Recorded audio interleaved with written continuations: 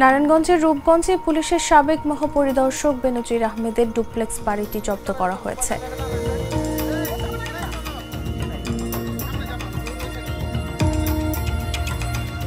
বিকেলে জেলা প্রশাসন ও জেলা দুর্নীতি দমন কমিশনের সমন্বয়ে গঠিত একটি টিম এই বাড়িটি জব্দ করে।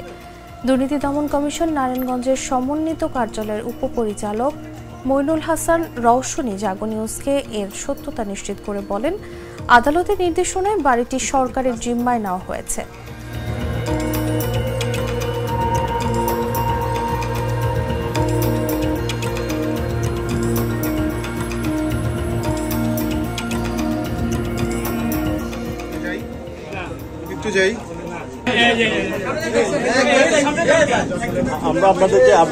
আমরা সুযোগ দিব, আমরা সুযোগ দিব আপনাদেরকে, আমরা আগে হাতের কাজটা শেষ করে নিই। আমরা এখন একটু আমরা মানে একটু দেখছি কিভাবে আমরা এটা আজকের পর থেকে একটু আমাদের হবে এখানে।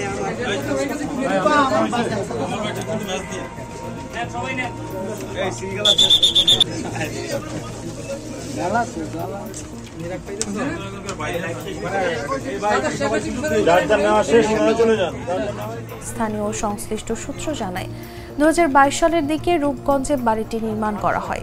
বেনজির আহমেদ দেশে থাকাকালীন মাঝে মধ্যে এ বাড়িতে আসতেন। সার্বক্ষণিক নিরাপত্তায় বাংলো বাড়িটিতে কেয়ারটেকারের পাশাপাশি দুটি কুকুরও রাখা হয়েছে।